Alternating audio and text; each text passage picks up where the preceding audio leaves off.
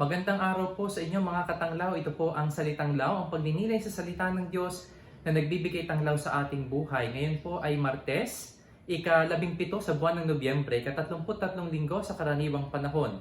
Ang mabuting balita po na ating pagninilayan sa araw na ito ay hango kay San Lucas, Kabanata 11, mga talata 1 hanggang 10.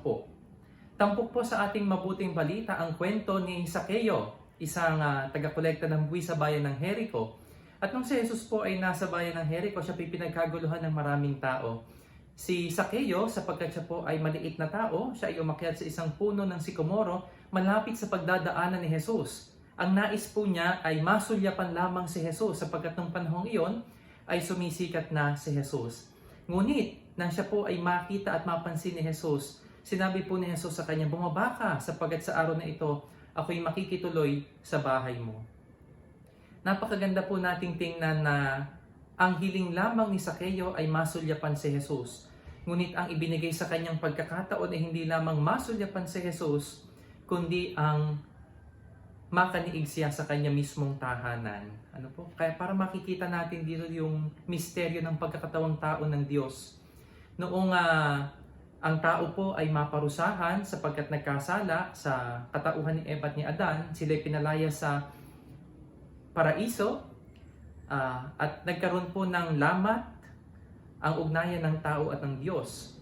At doon po sa kwento sa Tore ni Babel, ang tao po ay gumawa ng napakataas na tore sapagkat gusto po niyang abutin ang Diyos. Ngunit ang toring ito ay giniba. Nais ng tao na muling makabalik doon sa pagkakataon na kaniig nila ang Diyos. Pero ang ginawa ng Diyos, hindi lamang kanyang pinahintulutan ng tao na makita ang Diyos, kundi siya mismo ay bumaba, tumuloy sa mundo, sa lugar kung saan namumuhay ang tao. Yun ang nangyari kay Zacchaeus. Pero ang napakaganda po nating tingnan dito ay yung naging reaksyon ni Zaccheo sa pangyayaring ito. Nagkaroon po ng pagbabalik loob. Ang sabi ni Zaccheo nung siya ay kumakain na kasama si Jesus, na ibabalik niya, kung siya man ay may nadaya, ibabalik niya ng mas maraming ibayo pa sa mga nadaya niya ang salaping kanyang nakuha.